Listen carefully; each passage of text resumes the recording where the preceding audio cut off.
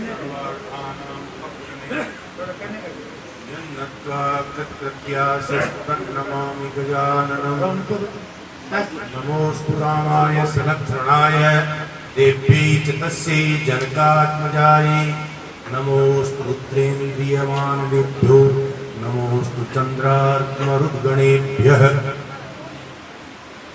परम श्रद्धेय स्वामी जी महाराज और इस संस्था में चार चांद लगाने की इच्छुक इस इलाके में अनेक जगह पर विद्वान खड़े कर दिए हैं। ऐसे रायसेन नगर स्थित महाविद्यालय संस्कृत महाविद्यालय के प्राचार्य श्री सज्जन प्रकाश जी, मेरे साथी श्री हरिकृष्ण जी और पधारे हुए कोलायत से संस्कृत महाविद्यालय के प्राचार्य जी, अन्य सभी विद्वद्गण, मैं यहाँ पहले भी आया था जब इस विद्यालय की स्थापना हुई थी।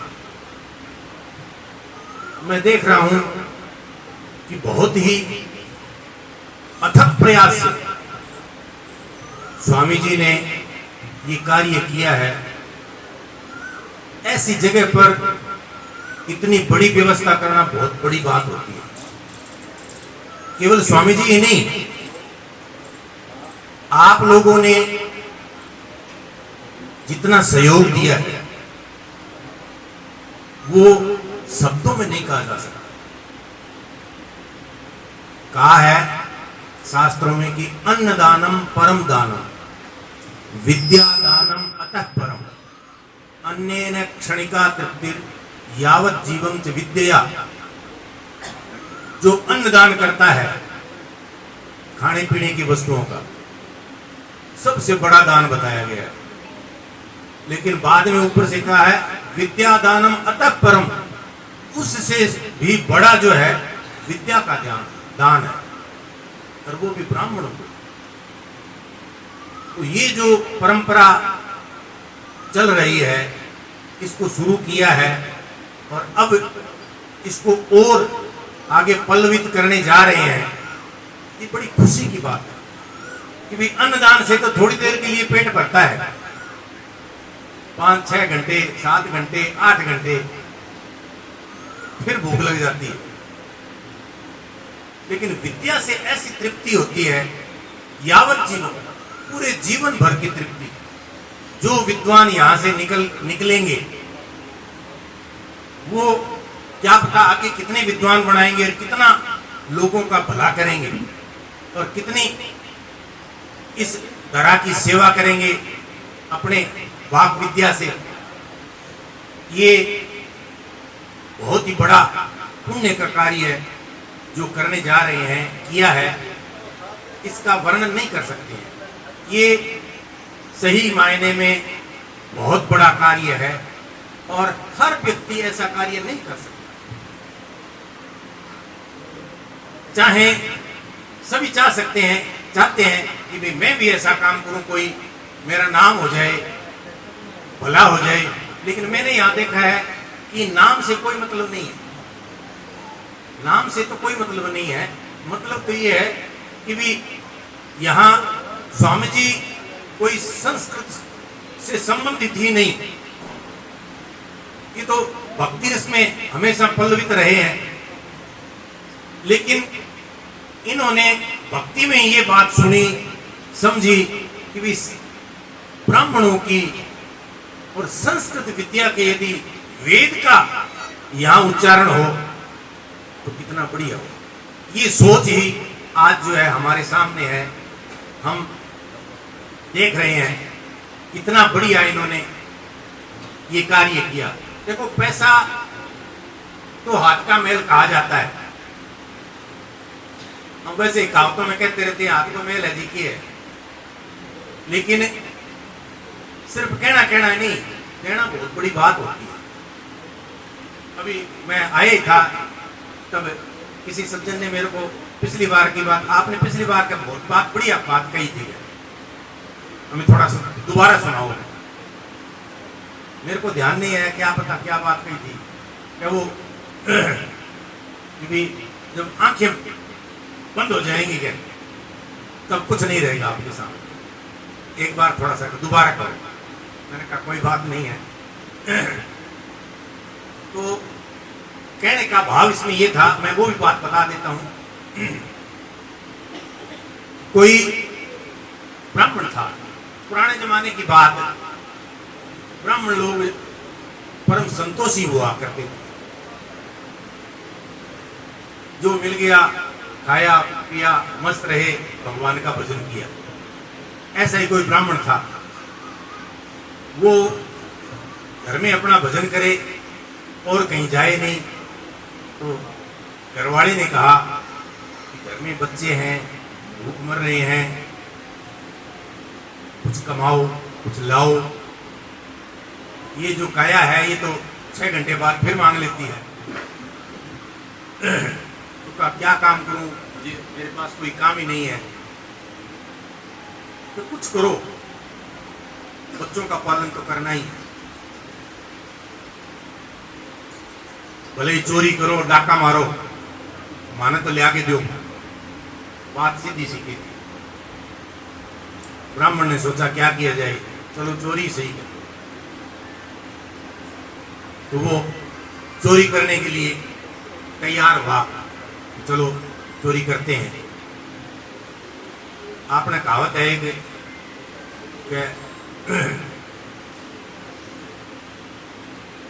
झूठो ही खाना तो कम से कम मीठो तो खाऊंगा, झूठो ही खाना है तो मीठो तो खावा, चोरी करनी है तो फिर राजा के करांगा। वो राजा के महल की तरफ चक्कर लगाने लगा, मौका देखा। उस जमाने में वही व्यवस्था थी, कोई पहरेदार आदि एक दो इधर मुंह खड़े हैं आमने सामने, वो पीछे से निकल गया, अंदर घुस गया, चोरी करेंगे। थोड़ा सा जब मुंह अंधेरों से हो टाइम महल में बढ़ गयो, जा करके और उसने राजा के पलंग के नीचे छुप गया। राजा आएगा, राजा के कमरे में तो बहुत कुछ मिलेगा। वो छुप गया, राजा आया, अपने हीरे जवाहरात अपना सोना माला वगैरह है वो काटी दी वहां। राजा ने भी अपनी निकाल करके रख करके और सोने लगा। जितना बड़ा आदमी मैंने बीता नींद कम आवा है, किन्हीं पैसे की चिंता है, किन्हीं और संपत्ति की चिंता है, खेत की चिंता है, और जो को सीधो मस्त हुआ कि बन ये बैठे बैठे सोले हुए। तो राजा ने नींद को नहीं आवानी, पासा पलटे, नींद नहीं आ रही है। विद्वान भी हुआ करते थे राजा लोग, वीर भी थे, विद्वान भी थे, भक्त भी थे। तो उसने सोचा चलो एक श्लोक बना लिया जाए। तो कविता, संस्कृत की कविता ने श्लोक के कोई श्लोक बना लेना। पहला बेटा देखना, नींद तो आवन कौन लाग रही। तो वो सुतो सुतो श्लोक गुणगुणावे बनावे। एक श्लोक के अंदर 4 चरण हुए, 4 टुकड़ा हुआ, मतलब कहना 4 लाइना हुआ। संस्कृत में भेद चरण कह दो, 4 चरण हुए। कोई छंद हो चाहे, भले अनुष्टुप हो, उपजाति हो, इंद्र वज्रा हो, उपेंद्र वज्रा, कोई छंद हो चाहे, क्योंकि 4 चरण हुए। तो उसने चरण वो श्लोक बनाया। सोते सोते चेतो हरा युवतय है स्वमनोनुकूला, एक लाइन, चेतो हरा युवतय है स्वमनोनुकूला, सद्बांधवा प्रणति नम्र गिरस्त भृत्य है। दूसरा चरण, गर्जन्ति दंति निवहा तरलास्तुरंगा, 3 चरण। चौथी लाइन को पढ़े, मैं अर्थ बता दूंगा सब संस्कृत में है, विद्वान लोग तो समझ गया, थोड़ा सा मैं बता दूं। वो मन में मतलब यह विचार करे है, श्लोक बनावे है कि चेतो हरा युवतय है स्वमनोनुकूला। मारे मेरे चित्त को हरने वाली, किसी के चित्त को हरने वाली बहुत सुंदर सुंदर रानियां हैं, बहुत सुंदर सुंदर रानियां। चेतो हरा युवतय स्वमनोनुकूला, मेरे मन के अनुकूल, मेरे कितो बेबो, मैं कितो भाग्यशाली हूं। चेतो हरा युवतय स्वमनोनुकूला, तो थे भी अर्थ समझ गया होगा कि लाइन।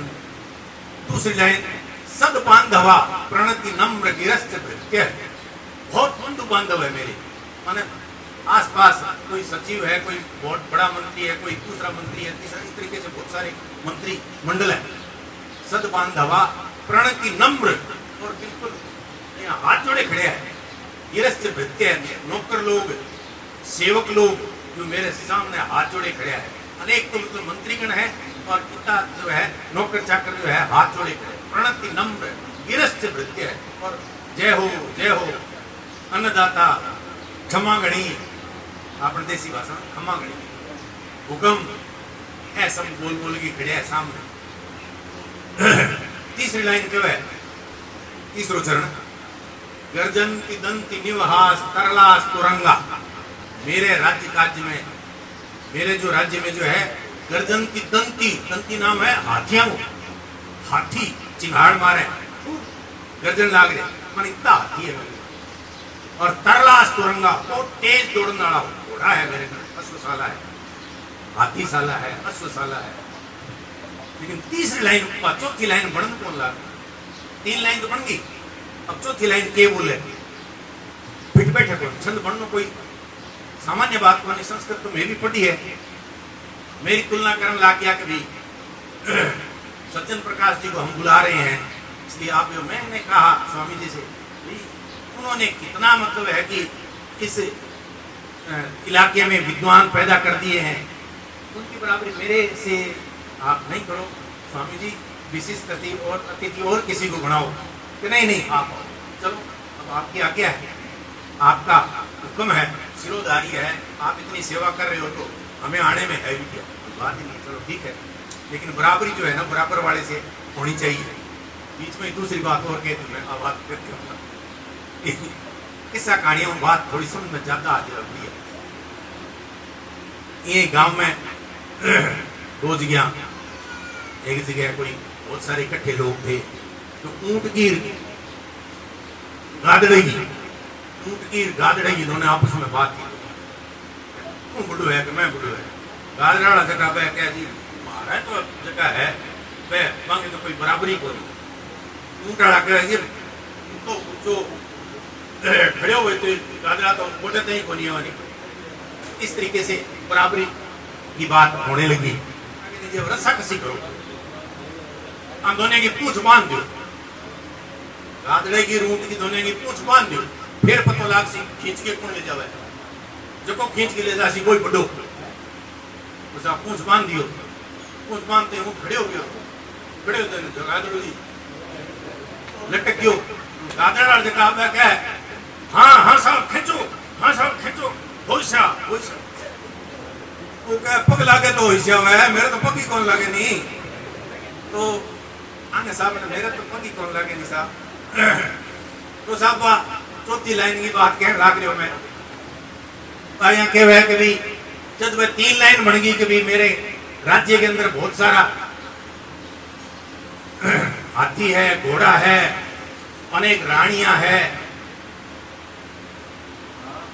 मेरा बंधु बांधव मंत्री है, बंधु बांधव है, फिर भी चौथी लाइन दोबारा फिर बोलूं मैं, चेतो हरा युवतय है स्वमनोनुकूला सद्बांधवा प्रणित नम्र गिरस्त भृत्य है गर्जंती दंती निवहास तरलास तुरंगा। चौथी लाइन बनाई इतना नीचे वो पंडित जी सुत्यो लुकेड़ो बैठो पण लगा दियो सारो, बोले सम्मीलने नयन और नहीं किंचित अस्ति, जके दिन आंख बंद होती है की कोरे नी, और राजा ने चेतो योगी कौन बोले और भाई साहब मैं चोर, यहाँ कैसे पूछे क्या बात, कैसे सारी बात बताई, साहब कौन की है, कौन चोरी करना ही, मैं तो शुरू करो आज शुरू करो, आज पकड़ी दे जो कौन मेरू ये श्लोक बोलियो कि वास्ते मैं तो नीरवाण वाणी को सेवक हूँ, तो मेरे से रहा नहीं गया, मैं बोल पड़ा और पकड़े हुए। चलो पकड़े हुए तो फिर भी इनको सम्मान ही हुए है, कोई चोर वाला सम्मान कोई हो नहीं, विद्वान वाले सम्मान हुए है। कहने की बात आ है कि वो जो धन है जो अपने पास है, यदि इनको सदुपयोग कर लियो जब तो कर लियो, और नहीं तो जब के दिन आंख बंद हो जाएगी। तो ये बात है, मेरे बात नहीं कह दी कि आपने एक बात को उस समय कही थी, मैंने कहा दोबारा कह देता हूँ, कोई बात नहीं है, तो आपने ही है।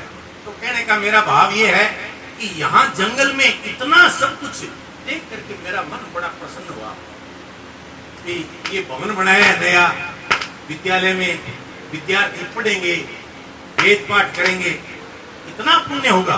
वो जितना शब्द बोलेंगे उतना ही आपकी पीढ़ियां करती जाएंगी।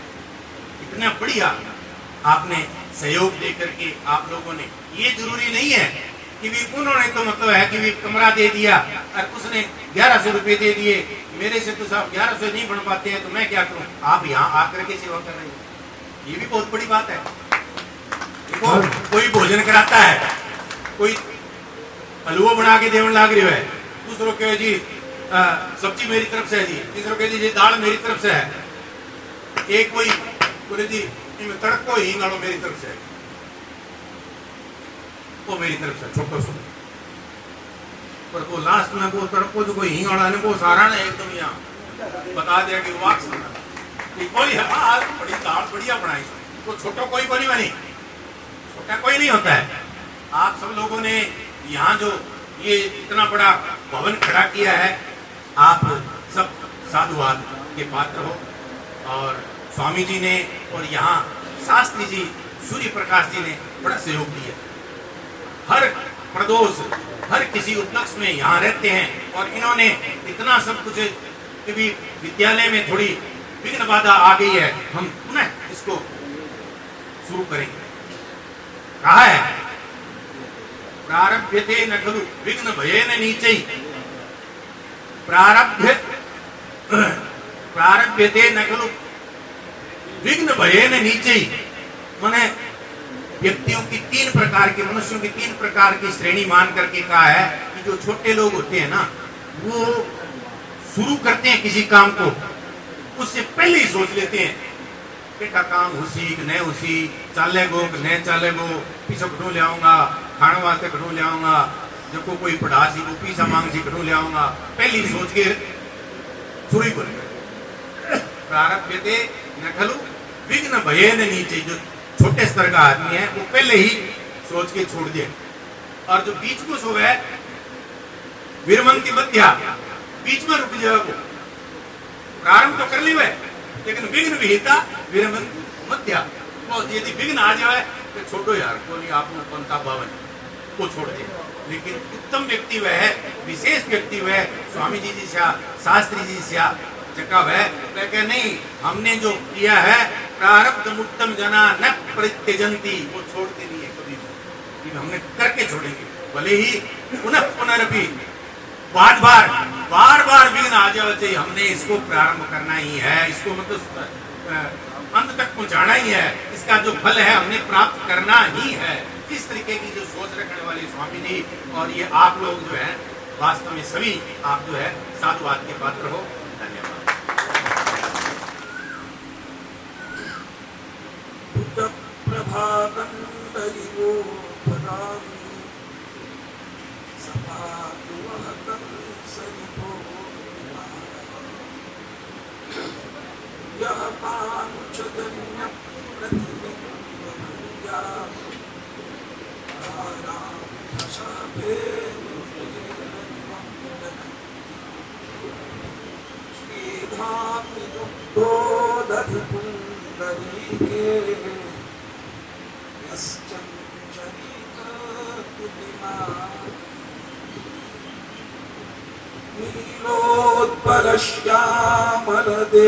नीलोत्पलश्यामलदेहकान्तिः शवोऽस्तु धूत्यै भगवान् कुन्दः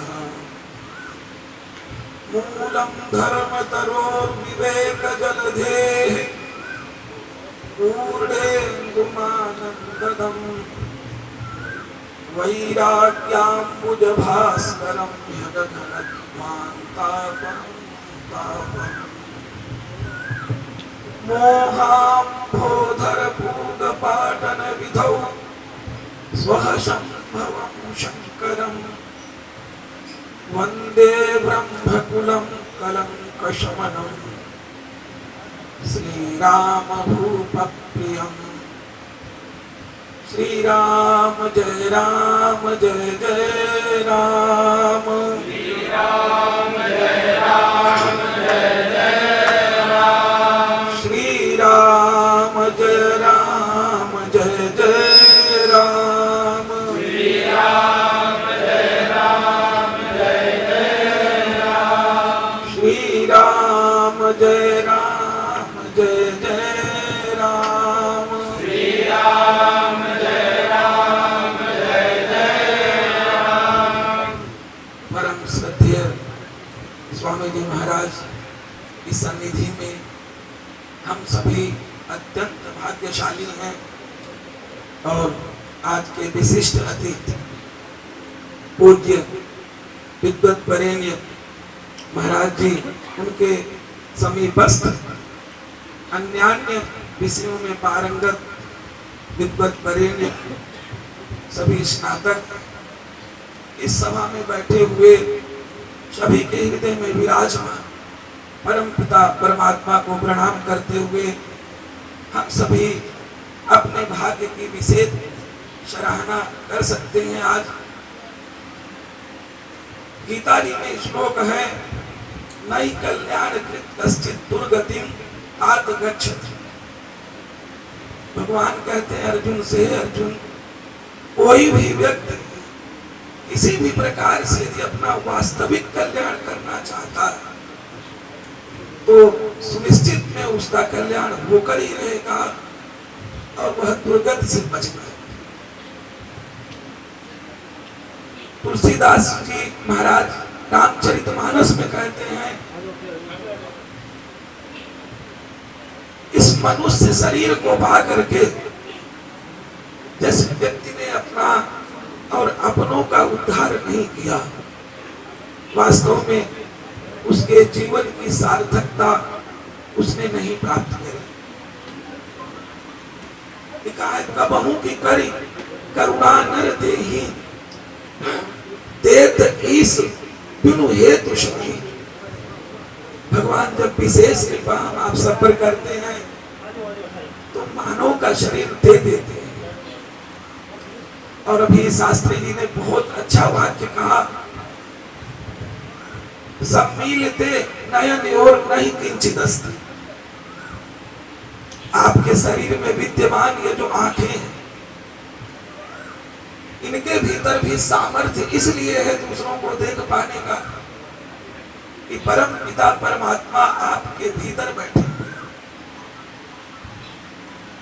आपके किसी भी अंग में यदि कोई किसी प्रकार का सामर्थ्य प्राप्त है, उसके मूल में कारण यही है कि परम पिता परमात्मा की सन्निधि आपको प्राप्त है। और लिखा है, जिस नाते से सारे नाते बने हुए हैं, उस नाते को यदि हम स्मरण करते रहें तो हमारा जो जीवन है वह सफल नहीं अपितु सार्थक हो जाए। इस संस्कृत विद्यालय की जो स्थापना है वो भगवान के कहे गए 7 स्तंभों की पूर्ति करने वाला। भगवान का कहना है कि मैं 7 स्तंभों से इस पृथ्वी को धारण करता हूं, अन्यथा यह पृथ्वी कब रसातल में चली जाए हमें पता ही नहीं चलेगा। श्लोक है, गोभी विप्रैश्च वेदैश्च सतीभिः सत्यवादिभिः अलुब्धैर्दानशीलैश्च सप्तभिर्धार्यते मयि। भगवान कहते हैं मैं 7 स्तंभों से इस पृथ्वी को धारण करके रखता हूं। मैं तो जैसा हूं वैसा हूं, लेकिन वो 7 स्तंभ अनिवार्य हैं हमारे सबकी पूजा के लिए, वो भी गौओं के द्वारा इस पृथ्वी को मैं संरक्षित करता। और भगवत कृपा से संस्कृत विद्यालय के पूर्व से यहाँ गौशाला का संचालन हो रहा है। आप सभी आते जाते हुए इसमें सम्मिलित रहते ही हैं। गौ के लिए लिखा है, एक प्रसंग संस्मरण में आया, जो विद्वान जब बैठे होते हैं तो कोई ना कोई श्लोक आते रहना चाहिए। एक बार की बात है, आप रघुवंश सुनिए। यद्यपि परम पिता परमात्मा ब्रह्मांड नायक भगवान श्री राम भी उसी कुल में उत्पन्न हुए हैं, लेकिन उस कुल का नाम हम सभी रघुवंश नाम से जानते हैं। रघु कितने प्रतापी थे ये विद्वानों को पता है कि गौ के आशीष से ही रघु की उत्पत्ति हुई थी। उनके पिता दिलीप प्रतायते नानुचरेण धेनो नसेति से स्वप्निवायुवर्गः नचान्त तस्य शरीर रक्षा त्वरीर मुक्ता ही मनोप्रचोति। गौ की सेवा वो किस प्रकार किया करते थे? लिखा आश्वाद मधुभी कमल स्त्रणाना। ये नहीं कि अपना एसी में, कूलर में, पंखों में आराम से बैठे हुए और गौ अपेक्षा कर रही कि मुझे भी पानी मिले। तो लिखा है राजा सम्राट, एक छत्र सम्राट राजा दिलीप किस प्रकार से गौ की सेवा कर रहे हैं। आश्वादवद्भि कमल स्त्रणा, गौ के लिए कोमल कोमल हरे घास की ऊपर के अग्रभाग को लेकर के राजा सेवा में रत हैं। गौ चरण कर रही हैं, राजा अपने सेवा में लगे उनको कुछ खिला रहे हैं। कंडूयनैर्दंस निवारणैश्च, साथ में गौ का कंडूयन कर रहे, खुजला रहे हैं। गौ को खुजलाने से बहुत अच्छा लगता। ये संसार वास्तव में नान्यम गुणेभ्यः कर्तारं यदा दृष्टानुपश्यति गुणेभ्यश्च परम वेत्ति मद भावम स्वधिगच्छति। भगवान कहते हैं मेरे स्वरूप को यदि आप प्राप्त करना चाहते तो विशेष 3 गुणों का आपको ध्यान रखना। तो सत्व गुण की जो वृद्धि होती है वो गौ की सेवा से ही संभव है। तो सत्वम सुखे संजयति, सुख यदि कोई व्यक्ति प्राप्त करना चाहता है तो ध्यान रखे उसे सत्व गुण की वृद्धि करना ही होगा, और उसका सर्वोत्तम उपाय है गौ की सेवा। तो श्लोक था आश्वादवद्भि कमलैस्त्रणानां कंडूयनैर्दंस निवारणैश्च, कंडूयन करते हुए कोई मच्छर आदि को भगाया। अव्याहतै स्वैरगतै सतस्या सम्राट समाराधन तत्परो, इस प्रकार की सेवा में लगे हुए। स्थिता जब गाय चलती है तभी रुकती है, स्थिर होती है, बैठती है, तभी राजा बैठते हैं। सेवा कैसे करनी चाहिए? स्थिता जब गौ रुक गई तो राजा, ये नहीं कि अपना विश्राम कर रहे हैं और गौ कहीं चली जा रहे हैं।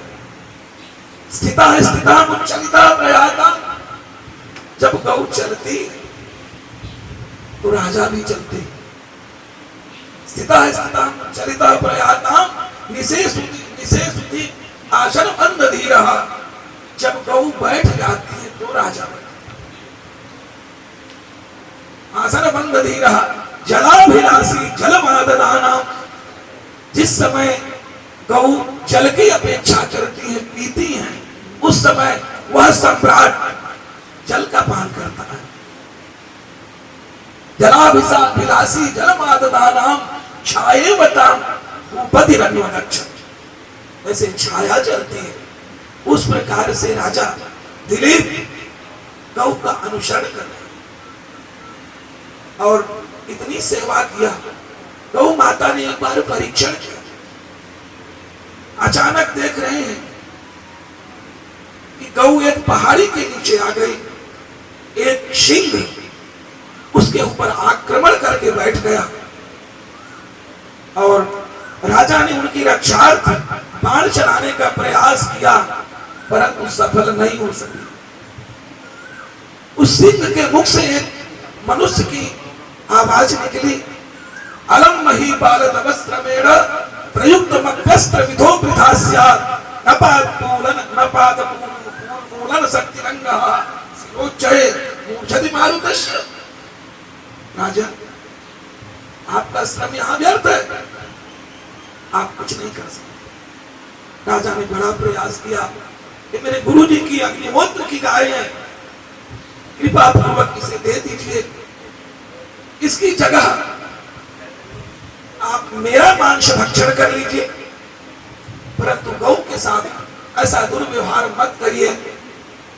पुनः सिंह मनुष्य की आवाज में बोला, राजन बड़े मूर्ख हो, तुम सम्राट हो, पता नहीं करोड़ों गौएं दे सकते हो अपने गुरुदेव को, लेकिन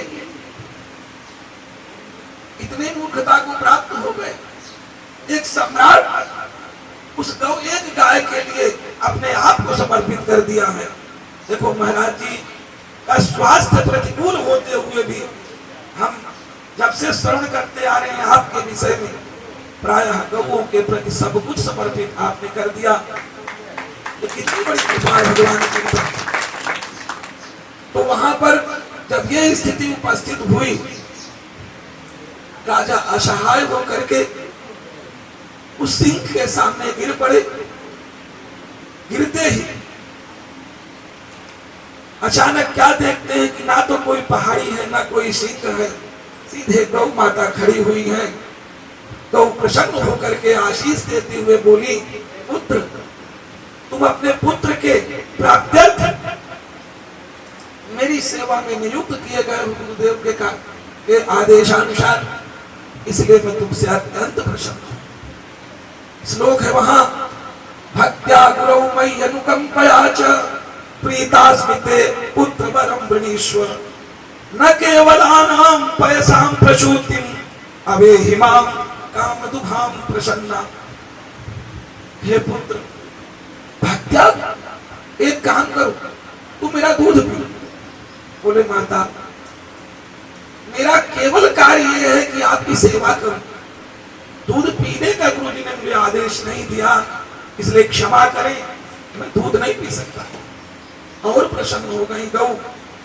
और वहां लिखा है, यूं ही ये बात राजा के मुख से माता नंदिनी ने यह ध्वनि सुनी, प्रसन्नता में भर के बोले, भक्त्या गुरु, गुरु के प्रति ऐसी भक्ति को देख करके और मई अनुकंपया, मेरे प्रति इतनी अनुकंपा को देखकर आपने अपना शरीर समर्पित कर दिया। प्रीताश, मैं बहुत प्रसन्न हूं। पुत्र वरम वृणीष्व, कोई वर मांगो, न केवलानां पयसां प्रसूतिं, ये गौएं केवल दूध पी करके हमारे शरीर को चलाने के लिए नहीं रखी गई। गौ माता कह रही है, न केवलानां पयसां प्रसूतिं, हम केवल दूध देने वाली गौएं नहीं हैं, आप हम पर श्रद्धा भक्ति रख करके ध्यान रखिए। न केवलानां पयसां प्रसूतिं अवेहिमां कामदुघां प्रसन्नां, प्रसन्नां कामदुघां अवेहिमां। यदि हम प्रसन्न हो जाएं तो हर प्रकार की कामनाओं की पूर्ति करने वाली। और प्रसन्नता में भर करके माता ने जो ही आशीष दिया, दिलीप आकर के सुदक्षिणा के साथ मिल करके और उस पुत्र को प्राप्त कर लिया जो भगवान से आगे आकर के सीता माता को रघुवीर बाण की वहां पर दुहाई देती। कथा बड़ी लंबी हो जाएगी। कहने का तात्पर्य यह है कि भैया, गौ माता क्या नहीं दे सकती है। महाराज जी ने वह प्रकल्प आप सबके लिए प्रदत्त किया है, आप लोग आनंद लेते हुए। तो ये पहली जो भगवान का पहला स्तंभ है, पहली डोरी है, वो गौ है, अर्थात उन्होंने गौशाला किया है। तो गोभी विप्रैष्ठ, दूसरा है विप्र, विप्र की संज्ञा के लिए है जन्मना ब्राह्मणों के यहाँ संस्कारात् द्विज उच्यते वेदाभ्यासी भवेद विप्रः श्रोत्रियस्त्रिभिर्वेद। कहते हैं न विप्रपादोदक कर्मदमानि न वेद शास्त्र ध्वनिगर्जितानि स्वाहा स्वधा यत्र विवर्जितानि श्मशान तुल्यानि गृहाणि तानि। अरे वो घर नहीं है भैया जिनको आप घर माने बैठे हैं। यदि घर किसी को बनाना है तो ध्यान रखो उस घर में इस श्रेणी से आए हुए जब ब्राह्मण विप्र जब उनके चरण धुले जाते हैं, देखिए महाराज जी ने कितनी बड़ी सनातन धर्म की सुरक्षार्थ अपने आप को समर्पित करके आपके लिए क्या क्या सोपान उपस्थित करते हैं। कहते हैं न विप्र पादोदक कर्तमा, जहां विप्रों के चरण धुल करके और वहां की भूमि उस घर की भूमि गीली नहीं होती। न विप्रपादोदक कर्तमानि न वेद शास्त्र ध्वनि गर्जितानि, जहां वेद और शास्त्र की गर्जना नहीं होती है, यहाँ सतत होती है। बोले स्वाहा स्वधा, स्वाहा कहते हैं देवताओं के तृप्त्यर्थ शब्द है, भगवती का नाम है। और स्वधा पितरों के तृप्त्यर्थ है। ध्यान रखिए भगवान दो ही मुखी संसार में बना करके दिए अपने विराट से। मुखा अग्निरजायत वो ब्राह्मणो शमुखनाशी। यदि देवताओं को प्रसन्न करना है तो अग्निमुख के माध्यम से आप इस संसार का भला करते रहिए। क्यों देवान भावयतानेन ते देवा भावयन्तु परस्परम भावयन्तः श्रेयः परम वाप्स्यति। परम श्रेय को यदि प्राप्त करना चाहते हैं तो देवताओं को प्रसन्न करते रहिए। वे प्रसन्नता में आकर के आपकी अभीष्ट वस्तुओं को स्वाभाविक देते रहेंगे। और यदि इस संसार में अपने कुल को आप बड़प्पन देना चाहते हैं, सभी के हृदय में प्रसन्नता बनी रहे, सभी के मुख मुस्कुराते रहे, उसके लिए पितरों की सेवा करना अनिवार्य होगा। और महाराज जी ने वही व्यवस्था यहाँ क्या करी है, उन विप्रों को व्यवस्थित करते हुए आप सबका कैसे भला हो उसके लिए इन्होंने संस्कृत विद्यालय यहाँ खोल करके आप सबको बड़ा आप सबका उपकार किया है। तीसरा है वेद। अभी श्लोक में आया था न वेद शास्त्र ध्वनि गर्जितानि, जहां वेद शास्त्र की गर्जना नहीं होती। तो भैया विप्र का और एक विशेष लाभ है। श्लोक है कुक्षौ तिष्ठति यस्यान्नं वेदाभ्यासेन जीर्यते कुलानि तारयेत् तस्य दश पूर्वान् दशाशः। यदि कोई व्यक्ति एक दो पीढ़ी नहीं अभी तो 21 पीढ़ियों का उद्धार चाहता है तो उसे ध्यान रखना चाहिए। लिखा है कुक्षौ तिष्ठति यस्यान्नं, ऐसे किसी दाता का अन्न ऐसे किसी विप्र के कुक्ष में उसके जठराग्नि के द्वारा पचाया जाता है। इसके द्वारा बोले वेदाभ्यास के द्वारा, वेद पाठ। कुक्षौ तिष्ठति यस्यान्नं वेदाभ्यासेन जीर्यते, वेद के अभ्यास से जिनका भोजन पचता है। यहाँ महाराज जी ने कितनी बड़ी व्यवस्था वेद से पचाने वाली व्यवस्था कर दी, आपके अन्न को शुद्ध करने का। 21 पीढ़ियों का तारने का सामर्थ्य आपके अंदर पैदा कर दिया। तो कुक्षौ तिष्ठति यस्यान्नं वेदाभ्यासेन जीर्यते कुलानि तारयेत् तस्य, उस व्यक्ति के 10 पूर्वान्, बीते हुए जो 10 पीढ़ियां हैं, आने वाली जो 10 पीढ़ियां हैं और स्वयं की जो पीढ़ी है, इसका उद्धार करने का सामर्थ्य पैदा कर देते हैं। देखो महाराज जी की तो गोभी विप्रैश्च वेदैश्च शती भी, जब इस स्थितियों से आगे जाने वाले पुरुष होंगे, माताओं के प्रति अत्यंत श्रद्धा से भरे होंगे, तो निश्चित में वो सतियां हमारे जीवन में जो पूर्व काल में हम सुनते हुए यहाँ तक आए हैं वो निश्चित में उपस्थित होंगी। जो मूल कारण पुरुष होता है कुदृष्टि आदि के द्वारा उनके अंदर दूषण पैदा कर देता है, वो तो श्रद्धा स्वरूप जैसा आपने रंग डाल दिया तदनुरूप हो गई। इसलिए सती भी चौथी स्थितियां भी अपने आप पैदा हो जाएंगे। तीनों दोनों की सुरक्षा किया। और सत्यवादी भी लिखा है, साच बराबर तप नहीं, वो झूठ बराबर ताप, वो जाके हृदय साच है ताके हृदय आप। हे भगवान, आप रहते कहां हैं? बोले साच बराबर तप नहीं है। सत्य से बढ़कर कोई तप ब्रह्मांड का नहीं है। मोबाइल आज के माध्यम से व्यक्ति बैठा गंगानगर में है और उत्तर दे रहा है सूरतगढ़ में बैठा हुआ। कितना आसान हो गया सत्य भाषण करना।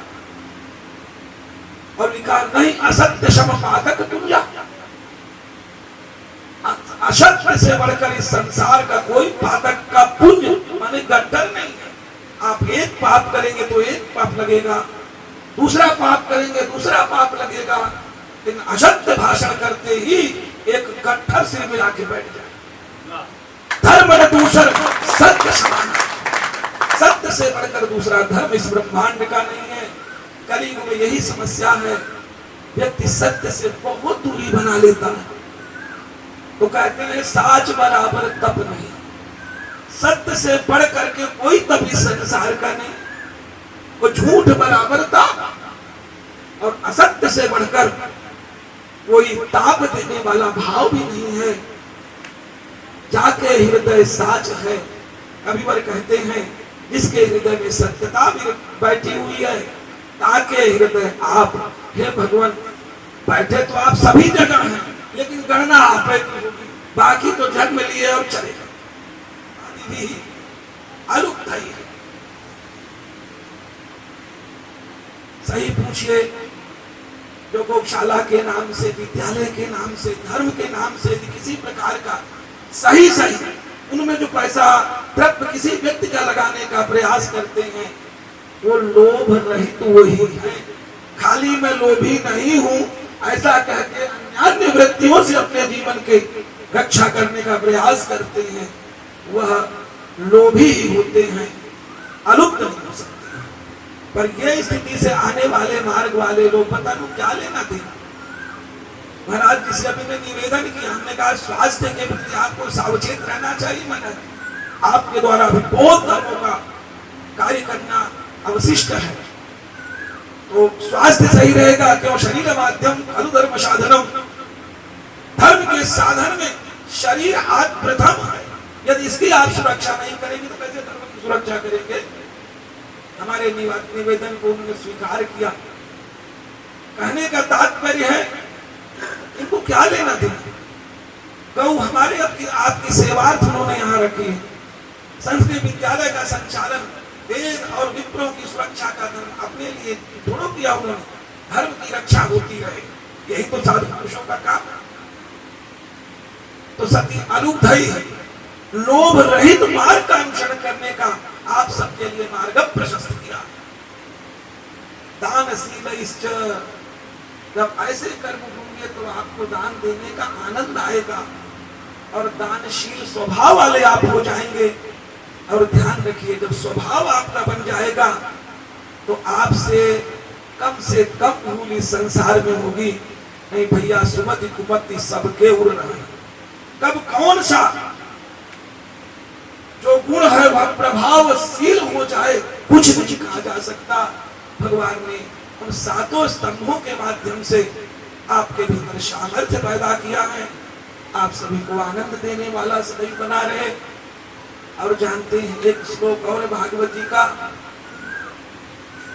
भगवान कहते हैं कि बड़े बड़े यज्ञों के द्वारा, बड़े बड़े अनुष्ठानों के द्वारा मुझे उतनी प्रसन्नता नहीं होती है जितनी प्रसन्नता कोई वेद पाठ करने वाले ब्राह्मण के मुख से जब एक एक ग्रास वह ग्रहण करता है। न हम तदात्मी यजमान हविर्पिताने स्चोतत्कृतप्लुतमहन उदमुखेन यद ब्राह्मणस्य मुखतश्चरतो अनुभाषं तुष्टस्य मय्यविहितै निज कर्म पाठे। अपने कर्मों के माध्यम से जिसने अपने आप सबको पवित्र कर दिया है, उन लोगों के द्वारा जब एक एक ग्रास ग्रहण किया जाता है तो मैं बड़े से बड़े यज्ञ की स्थिति को अत्यंत न्यूनता में लेकर के देखता हूँ। वह भी यहाँ उपस्थित किया है। कहने का तात्पर्य तो विषय तो अब विद्वान लोग बैठे तो हम क्या करें, निकलते जा रहा, पर कब तक निकालेंगे। विषय तो हर समय विद्यमान ही हम लोगों के आसपास रहते, ये सब हवा भाव आप सभी का सदा सर्वदा भला होता रहे।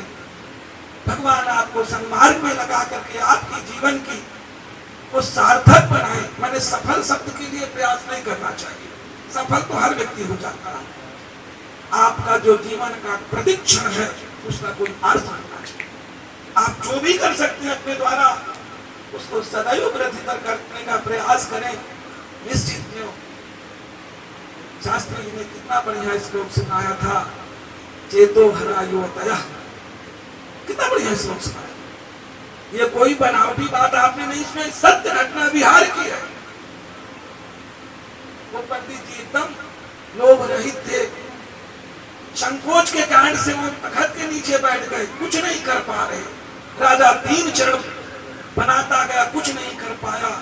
जब कुछ नहीं कर पाया तो देखिए जो विद्यालय खुला है, हाँ, वहां से पढ़ा हुआ ब्राह्मण नीचे बैठा था और क्या बोला, राजन ठीक है, अच्छी अच्छी बातें हैं आपके श्लोकों में, परंतु ध्यान रखिए सम्मील ने नयन और नहीं किंचित अस्ति। जिस दिन आंख बंद हो गई, पता नहीं कौन से योनि में आप पैदा होंगे, पता नहीं कैसे कुल में पैदा होंगे, पता नहीं ये व्यवस्था जो अभी बनी हुई मिलेगी कि नहीं मिलेगी। आप राष्ट्र देखते चले जा रहे हैं। आज से 40 वर्ष पूर्व जो मन हुआ करते थे वो 20 वर्ष पूर्व नहीं थे, और जो 20 वर्ष पूर्व थे आज नहीं है, आप सबको पता। इसलिए जब तक आपका चित्त काम कर रहा है, जब तक आपकी आंखें देखने में सामर्थ्यवती हैं, आपके कान सुनने में सामर्थ्यवान हैं, आपके अंग अपने अपने कार्य में लगे हुए हैं। अभी बालकृष्ण जी ने बड़ी अच्छी बात बताई, ध्यान रखें। कोई पत्थर का मंदिर बना देता है, कोई स्वर्ण का मंदिर बना देता है, कोई चांदी का मंदिर बना देता है, कोई किसी भी प्रकार का मंदिर बना देता है, लेकिन उसके भीतर कोई ना कोई मूर्ति होती है, उसके प्रति हमारा आकर्षण होता है। तो बताइए इस संसार में छिद जल पावक गगन समीरा भूमि रापो नमो वायु खम 5 तत्वों से बने हुए शरीर हैं, इनके भीतर कोई ना कोई भगवान बैठे हुए हैं। आप उसको दुर्गा जी मान लीजिए, उसको आप विष्णु भगवान मान लीजिए, कोई देवता का स्वरूप दे दिए, अपने पिताजी का स्वरूप देख लीजिए, क्यों आत्मा वही जायते पुत्र, अपना ही स्वरूप तो पुत्र के रूप में जन्मता इस संसार में। इसलिए भैया चलते फिरते जब तक मन ये काम कर रहा है, नहीं जिस दिन प्राण चले गए जाएंगे ना, उसके 1-2 घंटे बाद आपके हृदय में जो दुर्गंध शरीर में पैदा होगी, उसको कोई संसार में सहन करने में सामर्थ्यवान नहीं है। इसलिए उस परम पिता परमात्मा को अपने भीतर स्मरण करते हुए भगवान ने अर्जुन से क्या कहा, नाम अनुस्मर युद्ध। हे अर्जुन, शत्रु प्रत्यांत शब्द है, मेरा स्मरण करता हूँ हुआ तो इस संसार में युद्ध कर, विचरण कर, अपने जीवन की यात्रा करता रहा। भगवान जो ग्रहण करते हैं, ध्यान रखिएगा वो आप क्या कर रहे हैं, आप किन स्थितियों में अपने आप को लगा करके रहे हैं, इसे कोई लेना देना नहीं है। जैसे विमान के नष्ट होने के बाद केवल ब्लैक बॉक्स से पता चलता है क्या गड़बड़ी थी, आपके ब्लैक बॉक्स में, आपके चिंतन में, आपके मनन में कौन से विचार स्थिर हैं, अच्छे या बुरे, सिर्फ उसका अनुसरण करता है। भगवत कृपा से यहाँ सब कुछ उपलब्ध है। अच्छा, अभी हमारे दृष्टि का ये वैद्य जी, लीलाधर वैद्य जी, आप परमोपासक और इस क्षेत्र के बहुत उत्तम कोटि के वैद्य हैं, और जब हम लोगों का जन्म हुआ होगा संभवतः तब आपने आयुर्वेदाचार्य की पदवी प्राप्त की। उनको भी हर महादेव यहाँ बैठे हुए सभी के हृदय में, मंच में विराजे हुए सभी के हृदय में बैठे हुए परम पिता परमात्मा को प्रणाम करते हुए स्वामी जी के उद्देश्य की पूर्ति को, कि जो कि आगे की आने वाली स्थिति है उसका स्मरण करते हुए हम अपनी वाणी को विराम देंगे। हर हर महादेव। है देखिए यहाँ संस्कृत विद्यालय आरंभ हो चुका है और आज के समय की स्थिति आप सबको पता है, विदित है। लोग जाने अनजाने में ऐसी भूल करते रहते हैं। भगवान ब्राह्मण प्रिय, भगवान ब्राह्मण को अत्यंत प्रिय है। भगवान का तो कहना यह है